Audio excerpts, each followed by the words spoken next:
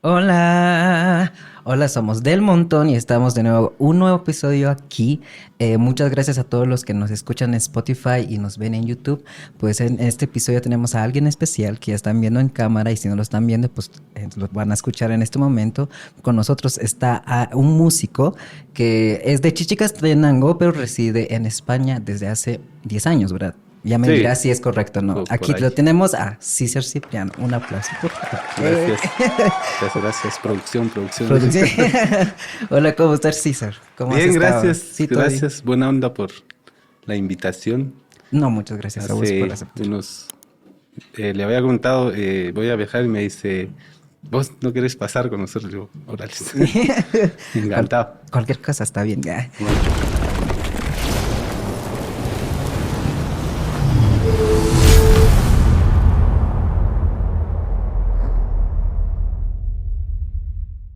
No, muchas gracias por aceptar venir a nuestro podcast. La verdad es que nos encanta hablar con personas que les encante su carrera. En este caso, tu carrera es la música.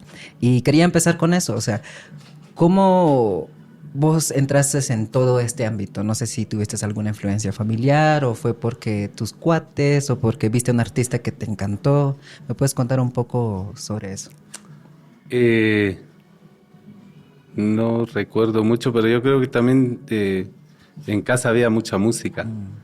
Eh, mi familia viene de una familia de panaderos y ahí usas bolillo para Sí, sí, amasar. claro. Entonces mis primos ponían las rolas esas, las de esas no. Las de esas. Entonces, nada, con los bolillos aquellos le daban ahí, yo era muy güiro, muy pequeño. Nada, lo veía y pues yo también era ritmo todo el rato. Y eso por una parte. Y por otra parte, mi madre siempre nos llevaba a la iglesia. Y obviamente en la iglesia hay música. Y entonces creo que más o menos por ahí va. Todo. Y tenemos bueno, no sé cómo es ahora. Casi no vengo bueno, vengo de vez en cuando. Pero recuerdo que en la Muni había marimba, no sé si te acordás vos. Sí, sí, creo que Los sí. sábados Sí, sí, sí. está amigo Miguelito, creo, Sí, sí. con su familia. Entonces, todos sus hermanos, y era como, ibas ahí y los sábados, como mi madre y mi mamacita vendían en el mercado, y yo iba, ahora vengo a ver música. Sí, sí, sí. Entonces, por ahí empezó Todo el meollo de la música. Creo que como... Supongo que eres católico, supongo yo. ¿Eres evangélico? O tu familia qué es? Tu familia, bueno, estamos repartidos en en diferentes. todos. Sí, lo que yo sí siento es que... Me Sí. preguntaste algo que si creo en Dios. Ah, sí. No, yo creo que como todas las familias acá cristianas, Ujú. hablemoslo en ese sentido, creo que la música es lo más intrínseco en todo, ¿no? Porque yo me Ujú. recuerdo que con mis hermanos también íbamos al coro y es ahí donde nos acercamos primeramente a la música, ¿no? Entiendo por qué cantan bien. Ustedes. No, de hecho, mi papá nos decía, pues, entren a los coros. Y la verdad es que ahí es donde yo aprendí a cantar y por esa razón empecé a cantar desde ese momento. Y vos mencionándome que en la panadería se escuchaba música todo el tiempo, supongo que más algún artista te influenció o qué artista más o menos que vos escuchas que dijiste, "Ja, qué calidad". Eh, no sé decirte un artista en esa época porque era muy güiro, Sí, no, sí, no claro. entendía. O ahora, no sé. Solo sabía los temerarios y los bookies en ese lado y luego, ¿cómo se llama? Mi madre ponía radio cultural, dijo. Ah, ok. Y ahí era también otro tipo de música. Y Sí. luego también, pues había, como te digo, siempre había música y pues, pero no sabría decirte En ese en ese momento. momento que artista. Y ahora, algún artista ya después cuando ya le entraste ya al espectro de la música. Es una pregunta muy, muy subjetiva. Dijo. O alguien que puedas mencionar que pienses que... A ver, en tema de admiración, por ejemplo, aparte está el talento, Ujú. y creo que hay una cosa muy buena de hacer, en este caso, covers, ¿va? Sí, sí, sí, claro. Eh, pero sí tiene un escalón más la gente que hace su música propia. Producción, producir más. Entonces, da igual si sea buena o mala para los demás, pero es que es tu rola, claro. vamos. Sí. Entonces, yo creo que, por una parte, admiro a la gente que tiene su música propia. Y de ahí un montón de grupos. O sea, no puedo decirte. Sí. Porque si hablamos de A a la Z, de Sí, la hay A un montón. salen A a la Z, o sea, al infinito. No, yo te preguntaba porque, bueno, en mi parte, cuando yo empecé a cantar, a la primera artista que yo recuerdo haber escuchado, yo dije, yo quiero cantar como ella era una señorita, era Whitney Houston.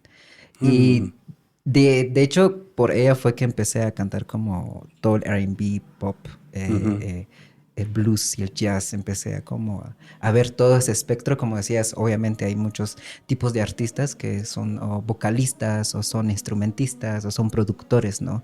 Pero para mí fue ese momento en el cual yo dije, que yo quiero ser cantante. Además de ir a la iglesia, ¿no? A cantar, pero yo creo que fue ese momento que yo dije, hey, quiero cantar. Fíjate que realmente yo recuerdo que fue en una iglesia aquí por la Octava Avenida. Ay, ok. Sí. ¿Sabes dónde es? Sí, yo creo que sí, entonces sé dónde es. Al lado de... Sí, entonces yo recuerdo que había alguien ahí tocando el piano, el teclado. Pues está la batería y no había mucha gente, ¿no? Una iglesia claro. chiquitilla. Y se me ocurrió subir, pues era bien güiro. Subir y darle al bombo. Así. Sí, y me mira el cuate como, ¿qué estás haciendo? La Mara está concentrado en su rollo, ¿no? en la... pues en lo que estaban haciendo. Pero le di ritmo, se me quedó viendo y me dice, dale, seguí. Y ahí ya armamos ensayos. Y ahí ya, yo creo que fue mi primer momento con la batería. ¿Tu instrumento es la batería o tocas diferentes instrumentos? ¿Cuál es tu preferida en general? Estudié batería, estudié muchos años. Intento seguir estudiando. Pero también le hago un poco a todo. El teclado, también guitarra, bajo, todo lo que tiene cuerdas. El violín no, porque no sé la postura, pero el ukelele sí le hago. Es más fácil los acordes. Sí, claro.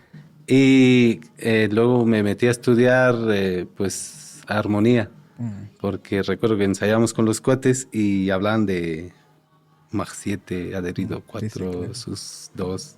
Y digo, ¿qué ondas con eso? ¿Se come o qué? ¿Por qué tiene número? Sí, entonces no. O sea, sí lo entendía, pero no lo entendía. Sí, No sé claro, si... sí. Entonces, tuve la oportunidad de sacar un par de años en armonía, dependientemente de teclado o guitarra.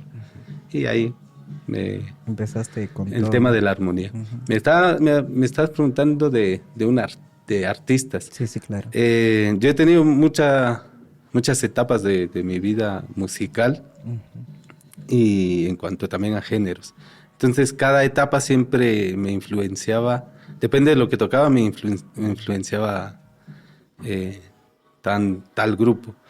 Porque empecé a tocar, obviamente en la iglesia se tocaba cumbias, los corridos,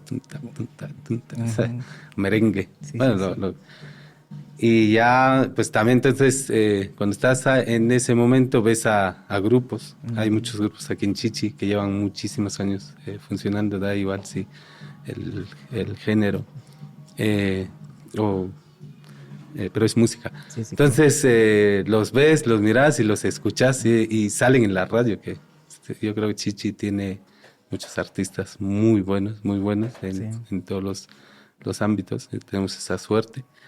Entonces, luego cuando empecé a estudiar batería, yo venía de la cumbia, y luego ya me meto a estudiar y me dicen rock. Para nosotros rock era una palabra como satánico.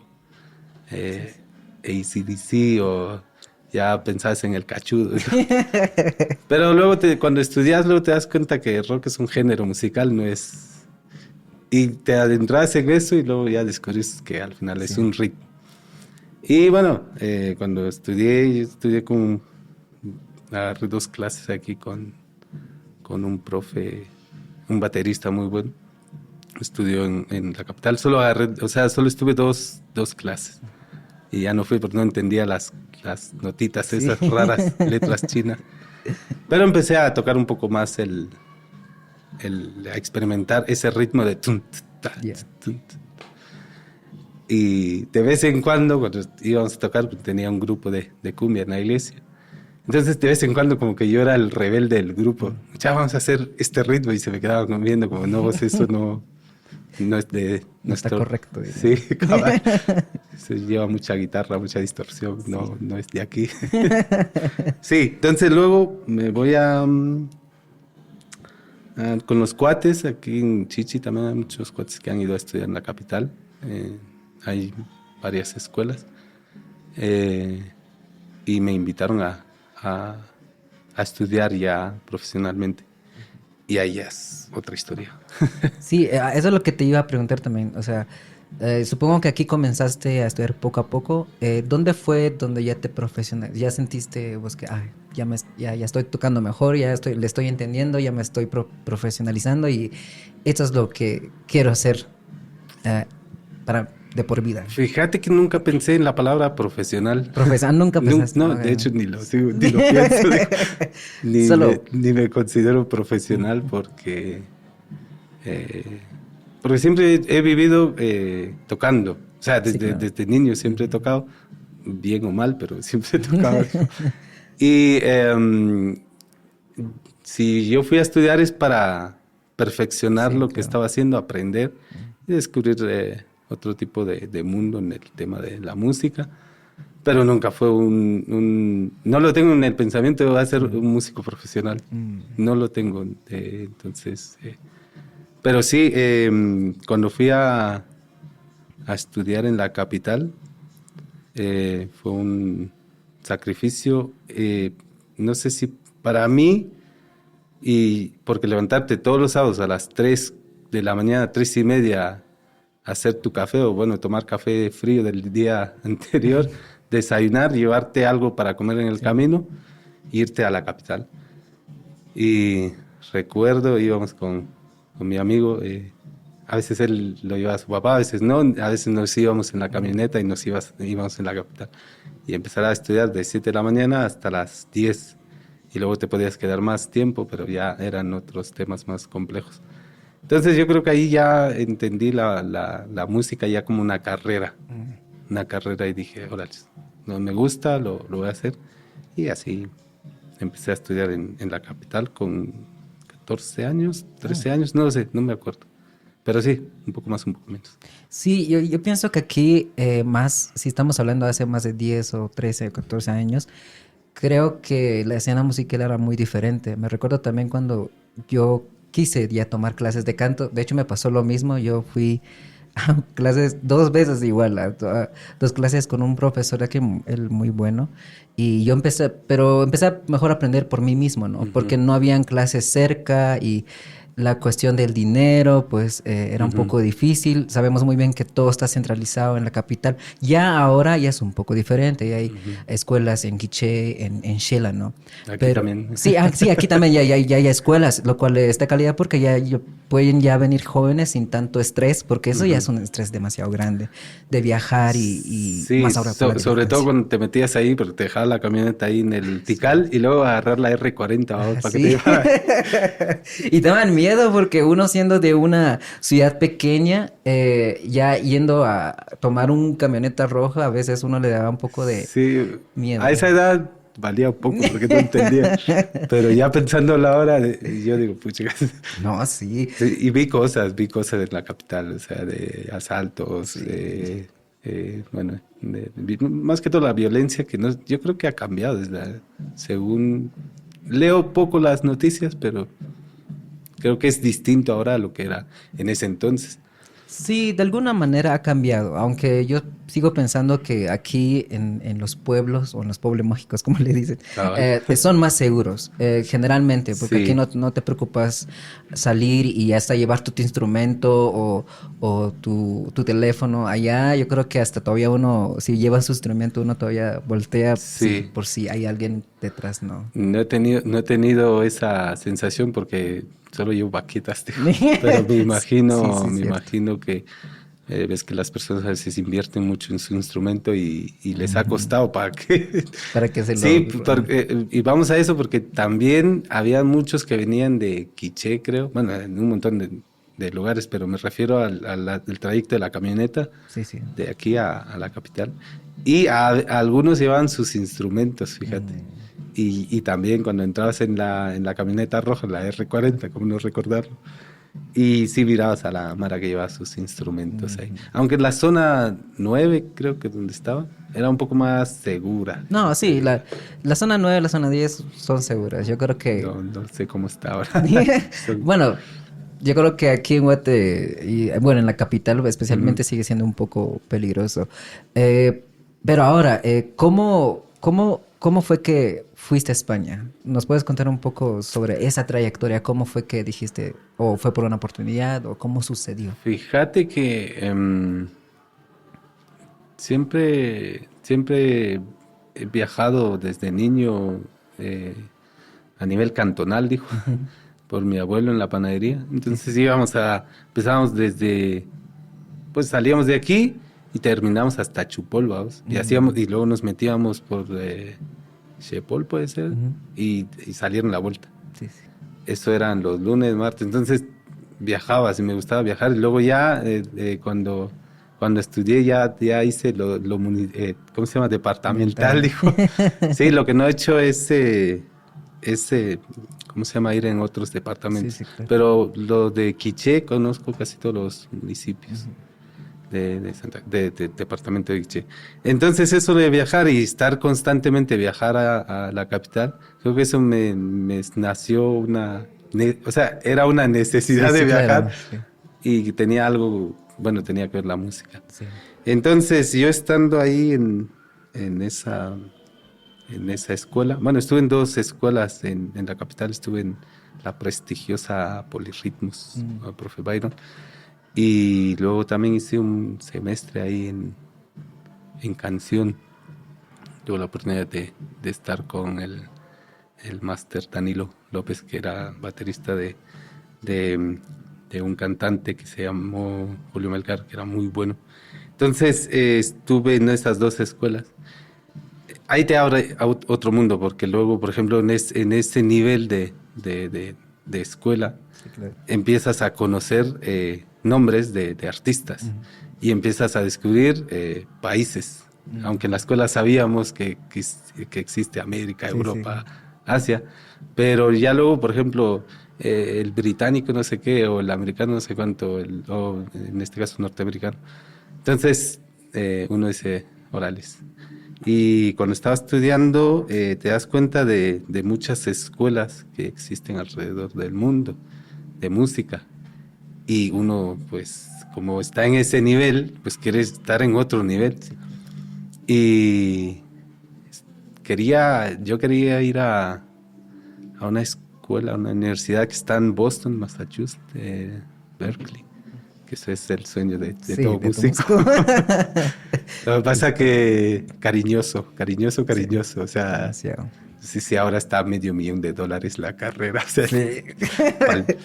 para lo que ganamos con la música actualmente. No da para nada. Entonces, pero sí estaba ese sueño, mandé solicitud en correo, mandé correos y me emocioné cuando un día llegó un paquete en casa de mi prima, que es la que tiene la casa en la calle, que es la que recibe todas Sí, sí, las claro. cartas o paquetes, lo que sea. Y me dice, y venía mi nombre, yo tenía 17 años, y Oh. veo Berkeley, Ah. y con mi nombre, de hecho tengo los libros, los tengo ahí en Madrid, y venía mi nombre, el folleto, todo el programa de los cursos, de las carreras, una emoción gigante, gigante. Y era es era, aparte del folleto, del libro, del manual que mandaron, había una solicitud por si quería yo ingresar a la universidad. Sí, sí. Y empiezo a llenarlo, lo mandé y me mandaron al cabo de unos 3, 4 meses, me mandaron otro. La confirmación de ser parte de una convocatoria para beca. No. Y empiezo a leer todo. O sea, yo en ese momento yo creo que teníamos unas emociones enormes. Sí, o sea, claro. no te puedes imaginar. Sí, sí, sí. Un sueño. O sea, era un sueño de decir, pucha, imagínate, yo voy a ir por ahí. Bueno, hice la solicitud, me inscribí y tal, y luego ya en los correos, en la página de Berkeley, ya empiezo a ver la realidad de lo que era participar en este, ¿cómo se llama? Convocatoria para una beca. Pasé la primera fase, que era aceptar. En ese entonces no te pedían, ¿cómo se llama ahora? Tus redes sociales para que vean tus... Ah, sí, todas las redes sociales. Eso. Sí, sí, las redes sociales. Ni pidieron, o sea, yo he estado en varias convocatorias y tenés que mandar un video a vos, Sí, sí, claro. por ti, tocado por ti, o lo que sea, para que vean tu nivel. Eso solo era escrito. Ahora, para que sea la práctica, ponían en la escuela, si no estoy mal, Fermata en México, en la Ciudad de México, creo que está, no tengo ni idea, pero sí sé que era Fermata.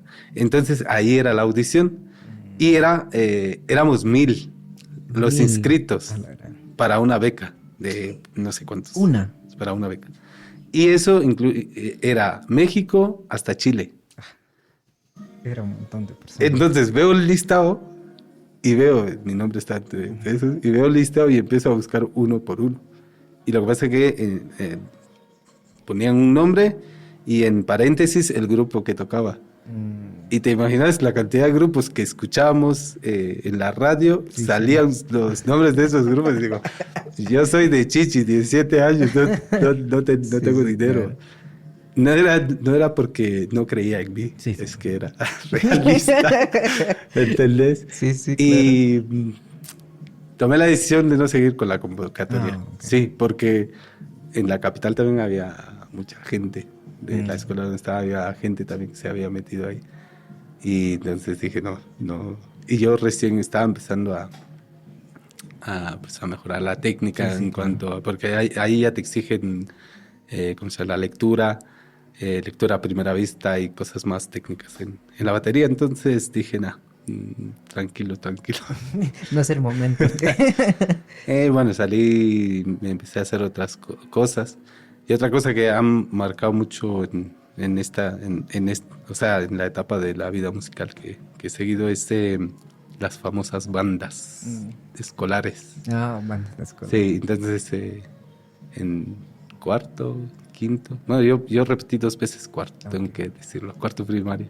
Pero bueno, nos levantamos temprano para trabajar y luego dormíamos 1 hora y luego nos despertaban para ir a clase. Entonces, como no había ganas, yo, mamá, no me quiero, ya no quiero a la escuela. Sí, Entonces sí. me metieron en la tarde, Ah, ok. ya fue distinto. Y bueno, empecé ahí con las bandas y yo recuerdo que tenía que llevar la bandera en el 15 de septiembre. Y dije, no quiero llevar la bandera, quiero tocar. ¿Quieres tocar? Mi etapa buena como estudiante fue el cuarto, quinto, sexto. Siempre fui abanderado. Básico, eso ya es- Eso me lo olvido.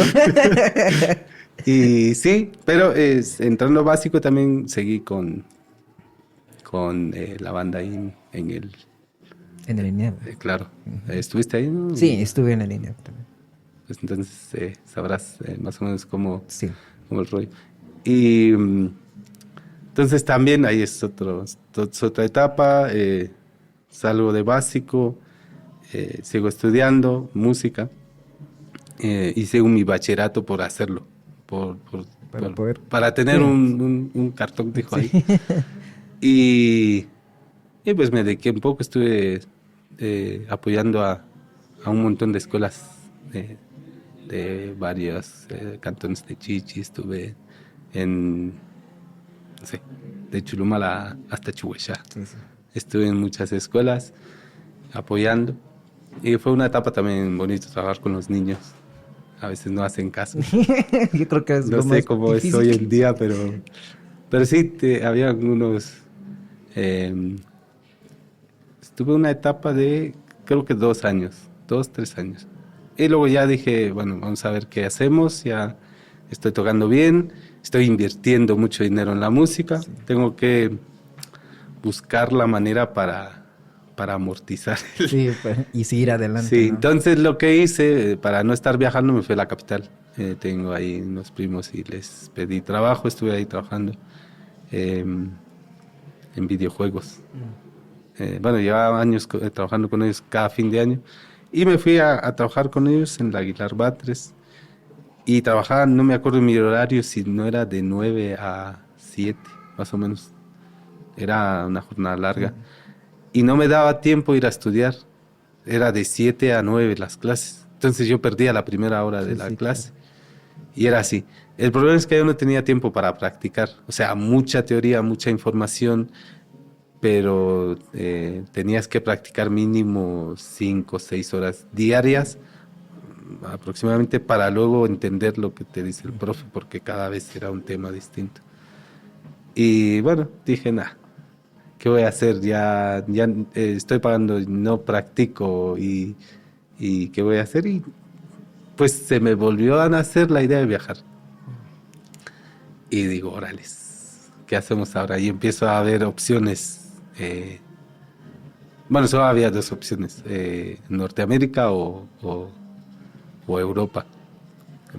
Veo México, qué escuelas hay ahí, en Estados Unidos, bueno, un montón de requisitos. Entonces ves que Europa es fácil de acceso para, bueno, para los guatemaltecos. Y dije, voy para allá. Y empecé a investigar escuelas en España. Y resulta que Berkeley estaba en Valencia también, tenían un campus. Y dije, a lo mejor me va... Resultó ser igual de caro. Sí, Entonces sí, lo descarté sí, en el primer momento, pero sí me interesé sí, claro. en viajar. Y decidí un agosto y dije, me voy para España. Me voy para España, me voy bueno, para Madrid, porque ahí llegaba el vuelo. Y le digo a mi mamá, voy a viajar. Y me dice, ¿dónde? A España. ¿De verdad? ¿Sí? ¿Estás seguro? Sí. ¿Cuándo? Tal vez dentro de 2 meses. Renuncié al trabajo, fui a casa a septiembre, estuve con ellos como un mes, para despedirme. Y pues hice lo posible para viajar. Llegué a Madrid y bueno, no solo conocía a una persona de ahí, que fue más o menos el que me enseñó cómo moverme en la ciudad. Y lo primero que hice fue poner un anuncio. Empecé a buscar páginas, ya sabía que existían páginas especialmente para músicos y puse baterista, busca grupo. Y al cabo de 2 semanas me contacta un señor, me dice, soy Paco, estamos buscando bateristas, si te animas, vendría a conocernos, ensayamos miércoles, tal lugar. Entonces, yo el martes fui a ese lugar, no entré, solo vi el nombre y ya lo ubiqué, va. Entonces, para no llegar tarde el día Sí, siguiente, sí, como claro. no conocía Madrid, no lo conocía mucho. Y al día siguiente voy, eh, entro y me presento y recuerdo que llevaba mi BlackBerry eh, o una Sony Ericsson. No recuerdo, pero tenía una pantalla pequeña yo en el Google Maps, La ahí gran- buscando, era chiquitito y logré llegar. Y me presenté, soy de Guatemala, estoy buscando un grupo y el grupo se llama La Estación. De hecho, hace poco hicimos un concierto para recordar los 10 años que yo llevaba tocando con él. Qué tal. Y me quedé en ese lugar se llama Hendrix, Ensayos Hendrix. Y ensayaba ese grupo. Yo recuerdo que el dueño era un señor mayor, muy mayor, y me vio, bueno, en fin. Me imagino que él escuchó los comentarios después de la, ¿cómo se llama? Del ensayo. Y al salir me dice, dicen que tocas muy bien, me dice. Bueno, por ahí vamos. Y me dice, ¿no te interesa dar clases aquí? Wow. Y digo, ¿está bien? ¿Cuándo empiezo? Me dice, vamos a empezar con un alumno. Entonces yo a las 2 semanas yo ya tenía un alumno en Oh España, my God. gracias a ese grupo Sí, sí, claro. que está ensayando, y así fue la historia de ir a Madrid. Wow, qué sorprendente. Yo creo que tu historia va a resonar a muchas personas, más los que les encanta la música, lo difícil que es poder hacer una carrera musical en Guatemala, porque al fin y al cabo, sí vos buscaste salidas acá, pero al final y al cabo vos siempre viste, me tengo que salir de acá. Tengo que ir más allá para mejorar mi nivel más que todo. Y aunque se puede hacer acá, siento yo que es el doble o el triple de difícil podría ser. Pero vos ya viajar allá y también yo escucho algo en ti, que cuando te dicen, vos lo haces muy bien, pero vos te decís, te autodecís vos mismo como, ahí vamos. Es que Pero hay niveles. no, yo creo que yo entiendo eso, entiendo, pero como también había un invitado que vino acá y él es mangaka, hace cómics japoneses. Creo que sí lo vi. Sí, Es entonces, que de vez en cuando he hecho un ojazo que hace.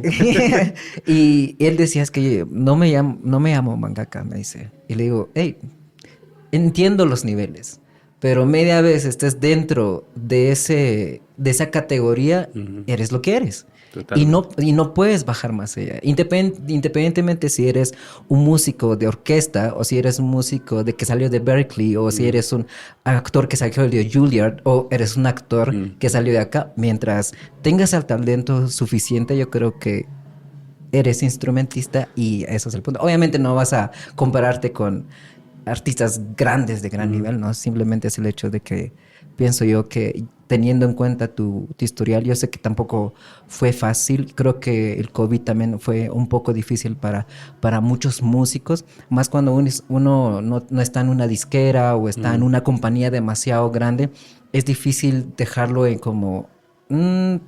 tengo regalías, No regalías. como David Guetta, que hizo su concierto Así. encima del hotel de Dubai. Exacto, o sea, ahí sí ya no llegamos. Son niveles. Ahí sí, pero eso ya es algo como muy comercial y estamos hablando de Fue David disquera. Guetta, ¿no? Sí, No, Avicii no, Avicii. ya estaba. Allá. En paz descanse. No, pero a eso me refiero, que independientemente de eso, yo creo que como artistas, en donde estemos, en qué nivel al menos Ujú. has llegado ahí. O sea, siendo de Chichicastenango, estando en España y tan solo de haber estado 2 o 3 semanas ahí, conseguías a personas de ahí diciéndote, tocas muy bien, Ujú. estando ahí, que es algo diferente acá. Entonces ya es algo, otro nivel para tu carrera, a diferencia de alguien que aquí que esté tocando, ya es un poco diferente el Ujú. nivel, pienso yo. Pero estas historias como tal yo los he escuchado, es como mi hermano, luego te voy a contar un poco de la historia de mi hermano. Mi hermano quería ser guitarrista. Ujú. Pero por el trabajo, por lo mismo, pues estudiamos cosas que probablemente para mis papás eran como, vas a ser administrador, vas a ser Contador. ingeniero, contador o como sea. Eso quería hacer, mi mamá decía, mi sueño es que trabajes en el banco. Nada, que es muy No, bueno. claro que Quiero sí. decir, era el sueño de ella para mí. Sí, sí, Pero claro. bueno, Pero tu corazón te llevaba mi para otra corazón cosa, ¿no? cala. Y entonces mi hermano y yo estudiamos en una universidad acá, privada, y él llevó música y yo llevé actuación. Pero él se decepcionó demasiado porque él decía, yo no puedo llegar a los niveles de estos artistas Ujú. clásicos y todo lo demás.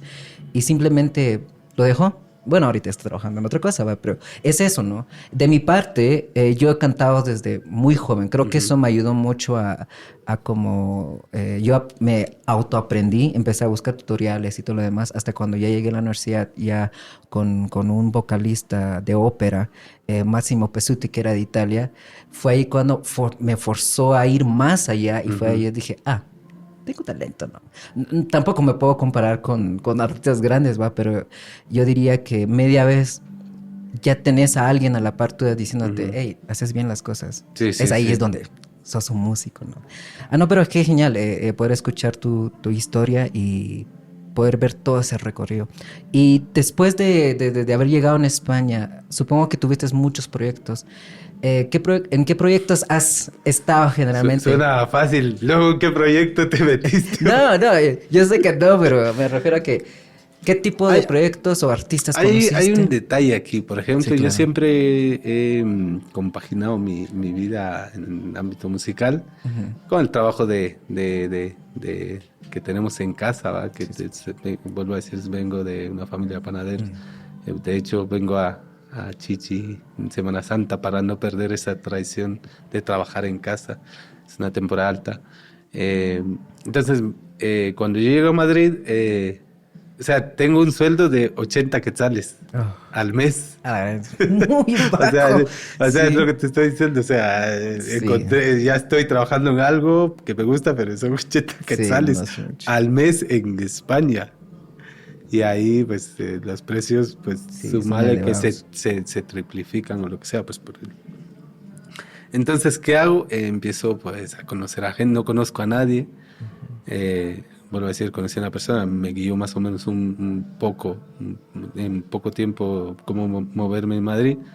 Pero por la mera necesidad de sobrevivir, o sea, había que buscar qué hacer. Entonces...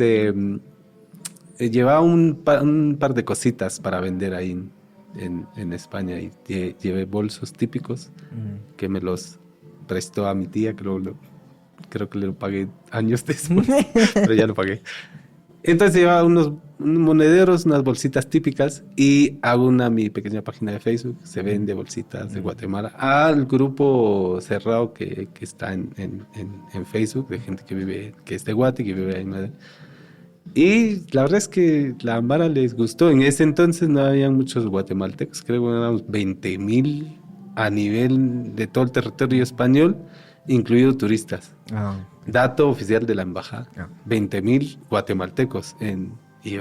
O sea, muy pocos, no hay muchos guatemaltecos. Bueno, ahora yo creo que hay un montón. Y viví pues vendiendo bolsitas durante 6 meses, por ejemplo. Se me terminan las bolsitas y ¿ahora qué hago? Dije, yo recuerdo que me decía mi mamá, por más que hayan, ¿cómo se llama? Desastres naturales o lo que sea, cosas que puede pasar en cualquier momento, pero la gente siempre va a comprar pan, siempre va a comer pan. Y yo dije, órales, me acordé y dije, si sé hacer pan, ¿por qué no vendo pan aquí? Y empecé a vender pan ahí, ahí en la casa donde alquilaba. Le dije a la señora, necesito que me prestes el horno, quiero vender pan. Está bien. Y empecé a vender pan también a gente de Guate. Las famosas checas y pan dormido. O pan con yema, como se llame. Y así estuve otros 6 meses más. Me iba bien, la verdad. Me iba muy bien. Pero era muy cansado porque el sistema de transporte ahí, aunque es muy bueno, pero llevaba, por ejemplo, 10 panes de un lugar, por ejemplo, en Quiché, y luego tenía que ir a Sololá, entregar otras 2 bolsas y luego en Chimal, para que tengas una idea. En transporte público, barato, pero era un recorrido largo.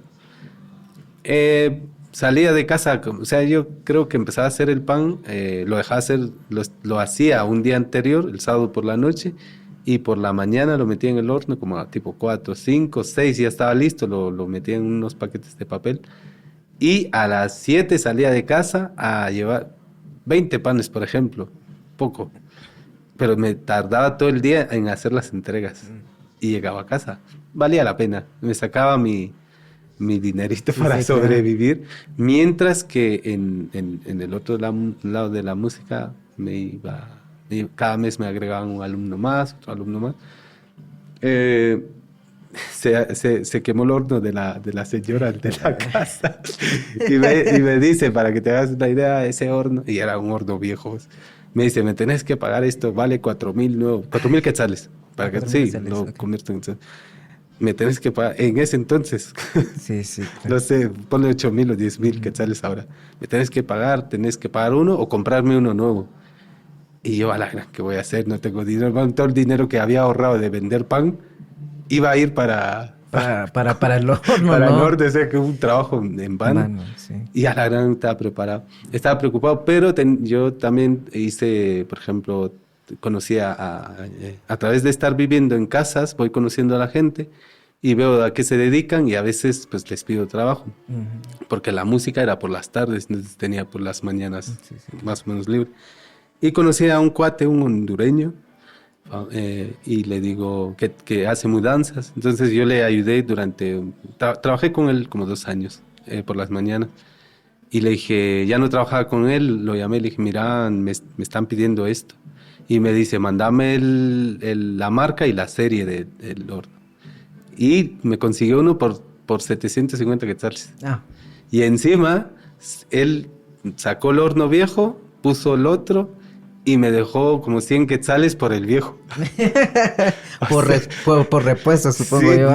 no, o venderlo en donde venden chatarra o lo que sea, pero yo dije, o sea, me emocioné porque iba a perder todo mi ahorro de 6 meses de vender pan, ¿no? Y dije, no voy a hacer más pan aquí. Y si hago, o lo hago en casa, o sea, aquí en Chichi, o lo hago solo para regalarle a alguien, pero vender ya no. Me decepcionó. Pero gracias a Dios, como digo, se fueron abriendo más oportunidades en el tema de la música. Empecé a tocar con más grupos. Llegué a tocar con 5 grupos a la vez, tocando en varias locales en Madrid. Tocaba jueves, viernes, sábado, domingo. A veces tenía doble toque, dijo. Y en ese entonces, tocar en los locales sí que te sacabas un dinerito. Ahí lo que pasa, en ese entonces los locales tenían su propio público. Ya llegabas con tu grupo, pedías una fecha, tocabas y al final del toque, pues te hacían como que, depende de la caja, te dan un porcentaje. Entonces, viernes, por las tardes daba clase y por la noche, jueves, viernes, sábado, toquecito, entonces ahí ibas sumando tu sueldito para ir saliendo, porque no conocía a nadie. No tenía un trabajo fijo en cuanto a la música. Bueno, no tenía en realidad trabajo fijo en nada. Pero sí ahí buscando la manera de sobresalir. Sí. No, me imagino, yo creo que lo más importante que es la perseverancia, ¿no? Y es lo que uno como artista debe de tener, porque no lo tiene uno fácil, ¿no? Y de hecho la música no es algo constante, no es igual como voy a poner una tienda, ¿no? Y empiezas a poner todo y lo vendes de esa manera poco a poco. Ahora la música es de largo plazo. Si quieres producir, si quieres hacer, es como vas a invertirle 20 horas a la semana para ensayar, esas 20 horas te los vas a recuperar tal vez en un concierto en un mes. Y creo que es lo más difícil de poder ser artista. Y poder, escuchándote, estando en España, sin conocer absolutamente nada, teniendo poco y por poco te pasándote esta situación donde casi perdés todo, pero aún así dijiste, no, sigámosle supongo que hasta donde vos llegues, ¿no? Y ya después de esto, ¿qué ocurre para ti? ¿Hay más proyectos o te involucraste en otras cosas? Sí, bueno, eso fue los primeros años, creo que los primeros 4 años, 4 o 5 años más o menos que fueron, no digo difíciles, porque obviamente uno se tiene que buscar las oportunidades, pero fue, no había nada fijo, a eso voy, no fue, o sea, difícil siempre es, por cualquier cosa, pero no había algo fijo en cuanto a trabajo, tanto cualquier trabajo, o sea, incluido la música. Y al cabo de después de 4 o 5 años, yo ya conocía a mucha gente, me hice cuate de mucha gente, solo una vez trabajé en construcción. Construcción. Y en agosto. O sea que 50 grados. Aquí creo que ahora mismo estamos a unos 20 grados, ¿no? Sí, creo que sí. Y de día hace como unos 28 grados aproximadamente. Y decimos que calor. Sí. Pero en agosto en Madrid hace 50 grados. 45. O sea, llega a 50 grados a mediodía. Y de ahí se queda a 45 toda la noche. Entonces, fui a hacer, recuerdo ese agosto. Porque en agosto Madrid se queda vacío. Toda la mara se va de vacaciones y no hay gente, no hay trabajo. O sea, hablo en mi caso. Y entonces, normalmente agosto es mes de vacaciones. Y me tocó pues buscar trabajo de lo que sea. Y fui a cargar arena. Y era en un 5.º nivel. Sin ascensor, así subiendo. Entonces bajaba los trozos de la pared que habían destrozado, lo metían en una bolsa, lo bajaba y luego subía cemento o arena o lo que sea. Y así Me habían dicho que había 10 días de trabajo, o sea, 2 semanas. Aguanté 3 meses. Llegaba a casa con las piernas temblando y dije, pues chica, no puedo. Quería, pero ya no podía. Sí, sí, claro. Nunca había hecho un trabajo de tanto esfuerzo físico. Y entonces, ya más adelante, ensayos Hendrix, yo sigo ensayando ahí, sigo conociendo a gente, amigos, y tenemos un vecino, bueno, sí, tenemos un vecino que trabaja en cine, bueno, tiene platós donde graban, pues como en este caso, arman y hacen anuncios, cortometrajes, películas, de todo.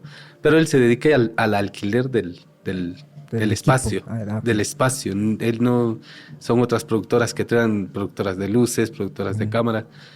Y un día entra en el local, que somos vecinos, y el dueño le dice, mira, te voy a presentar a alguien que toca bien la batería, porque estaba tocando con varios grupos, pero nada fijo. Y me presentó a señor Jorge Moreno Muñoz. Y me dice, ¿cuándo puedo probar con ustedes? Y dice, mañana, órales. Al día siguiente estaba ensayando con ellos.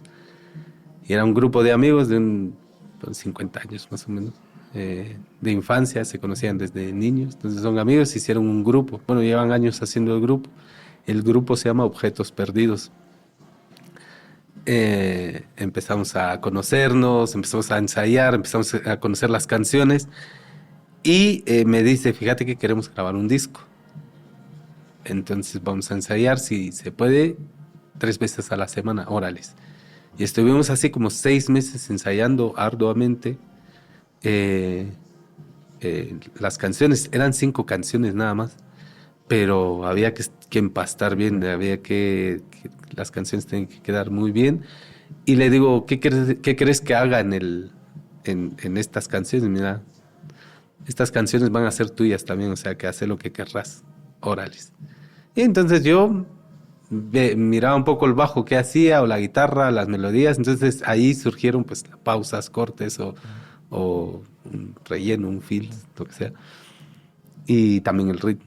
Entonces, como me dio luz verde de hacer lo que se me da la gana, pues yo hice la estructura de las canciones. Grabamos el disco, fuimos a él alquiló un estudio durante una semana. No sé cuánto salió, porque al final yo no pagué nada, que él lo pagó. Pero sí, fuimos a un estudio de talla donde graba Miguel Bosé, todo ese rollo. José María Rocío, creo que se llama el productor. Fuimos a grabar.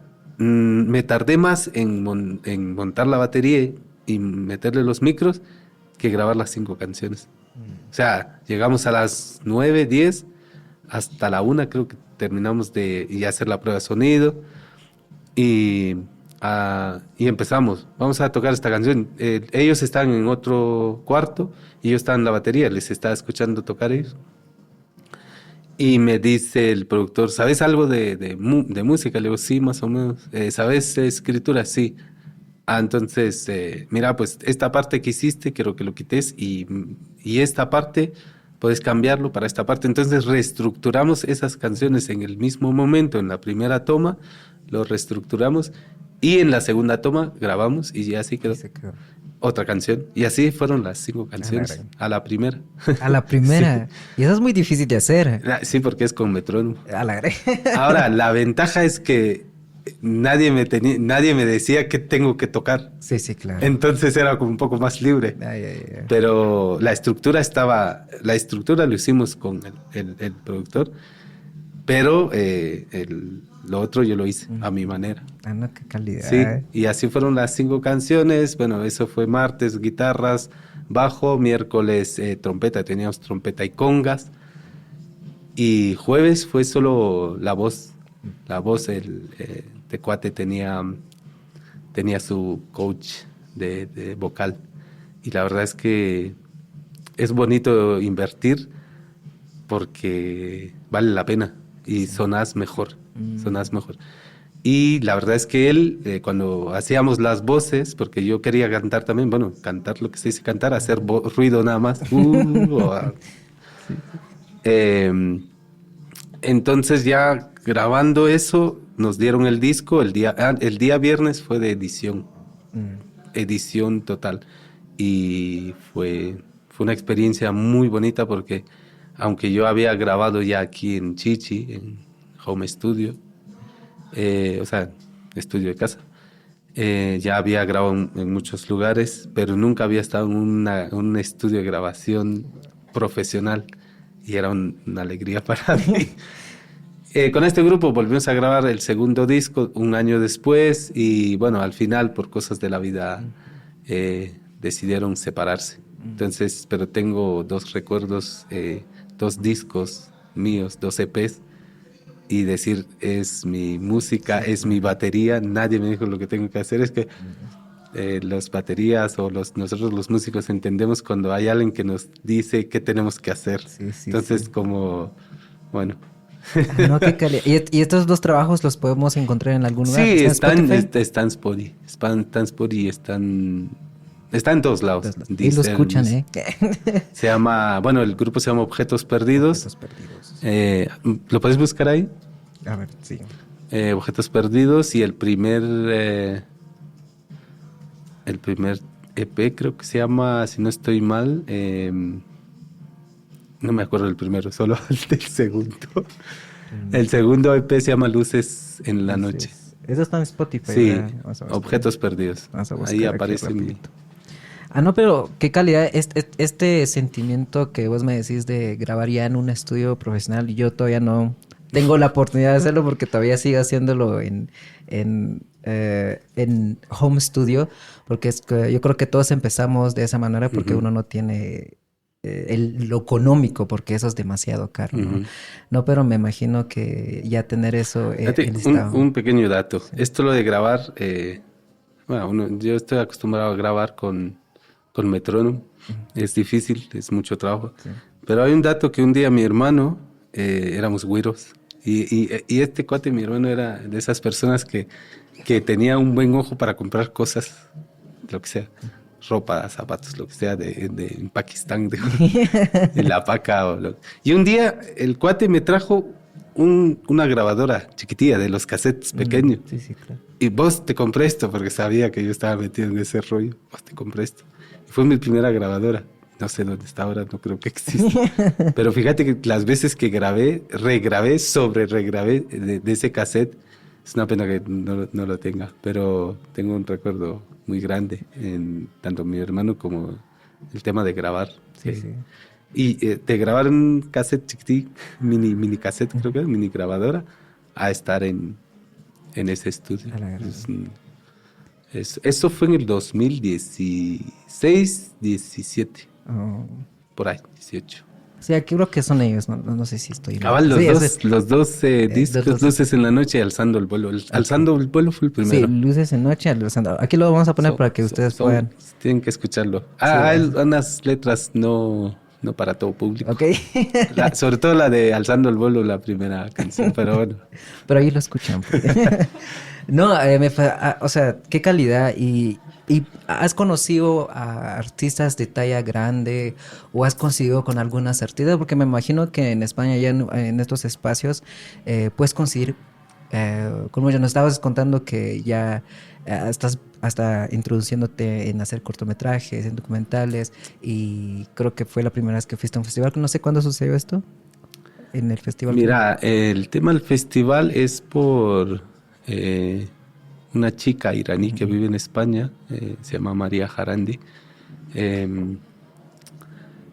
y la conocí hace 4 años a través de una amiga de Guate, y me dice, ella vive al norte de España, y me dice, vos, ¿cuándo venís a visitarme, mi cuata? Y un día llegué y ahí conocí a María.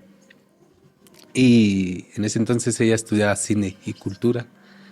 Y me dice, mira, estoy haciendo esta carrera, nos hicimos amigos y empecé pues ella empezó a recomendarme películas de directores iraníes. Una cosa curiosa con los iraníes es que ellos son muy poéticos a la hora de hablar. Nosotros somos muy directos y ya está. Por ejemplo, tenés tu ligue o tu novia o tu mujer, lo que sea, o tu pareja. Sí. Le mandas un mensajito: hola, mi amor, ¿cómo estás? Buenos días, ¿va? Sí, sí. Cambio ellos, el brillo del sol, no sé qué chingados, Sí, sí. no sé qué. Tienen una manera muy, muy bonita. Son muy poetas. Ah, caray. Son muy poetas. Entonces o sea, me introdujo en el mundo del cine iraní y cada vez me mandaba películas y yo las miraba y eran películas muy buenas y caseras, que luego fueron grandes producciones, pero y ella estaba estudiando eso y yo le decía: vos, si querés yo te ayudo, que por cierto nos tratamos de vos por mi cuata de Guate, Ah. que habla como una chapina. A ver si algún día la tenemos aquí en Chichi algún día. Siempre ha querido venir en Guatemala. Entonces, tenía trabajos en la universidad, entonces yo a veces le ayudaba más de alguna vez con tema de la música, el sonido. Como sabía que yo le hago un poco a la edición de audio. Entonces me decía: mira, grabé esta parte con el celular, pero hay un sonido feo. Me dice: ¿lo puedes arreglar? Ahora, tráelo. Le metí ahí un filtro de quitar la S o cosas así, y le mejoraba un poco ¿cómo se llama? El sonido. Pues a raíz de eso, y de mucho, el año pasado me llamó, me dijo: mira este fragmento que estoy haciendo. Me dice, me manda 20 segundos de video que ella había grabado. Y me dice: ¿podés meterle una rola? Y yo agarré mi tecladito MIDI y empiezo a crear una melodía, ¿no? Sí, sí, claro. Y me dice: está bien, está calidad, podés hacer otro para esta escena. Está bien. Y dije: marimba. Y empiezo a meter un sonidito de marimba. Yo no sé mucho, o sea, yo estudié armonía, pero no he practicado mucho para Sí, saber claro. de progresiones y esa cosa, pero agarré la menor, ¿verdad? La menor, sol y fa, y así. Pero en marimbita. Sí, sí, sí.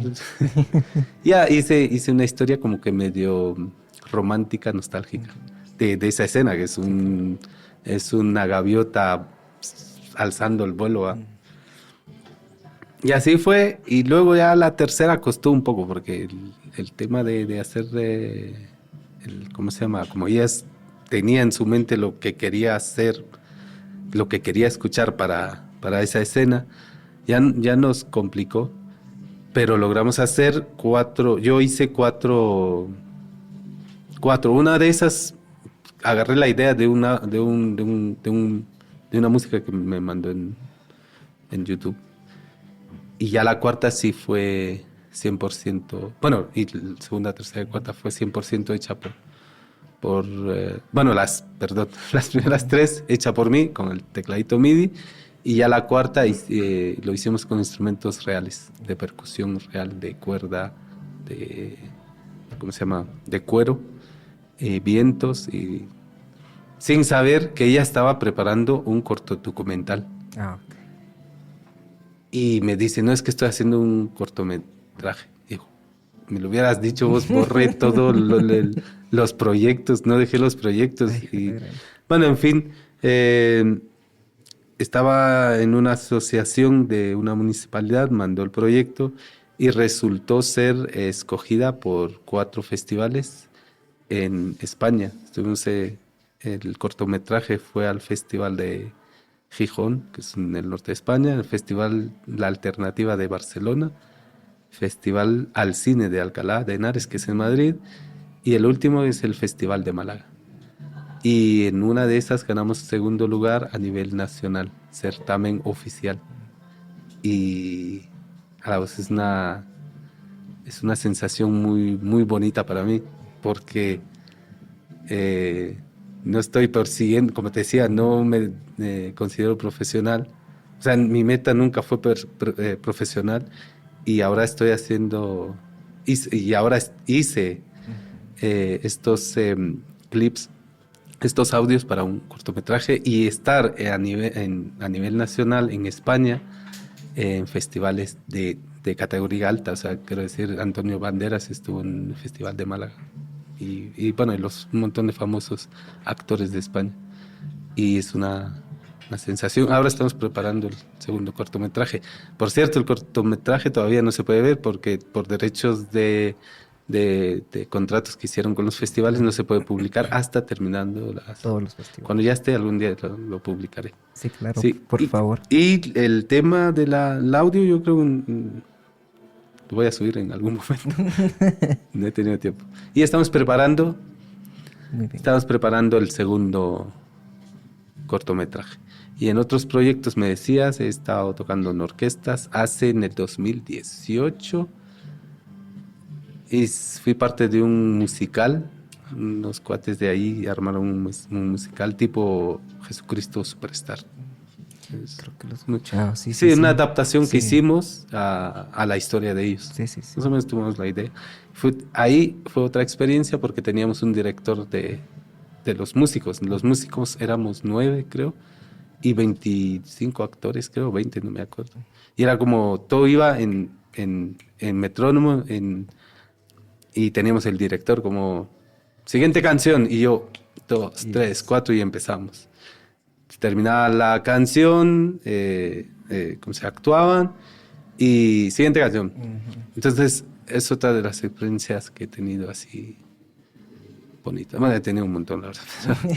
No, qué grande. Primero que nada, yo creo que poco a poco, como va tu carrera, vas ahí mostrando tu talento. Y yo sé que en algún punto más algún productor, más alguien más vaya a escuchar toda tu música incidental o toda la música que hiciste para el cortometraje y seguir haciendo. Además es muy importante los créditos, ¿no?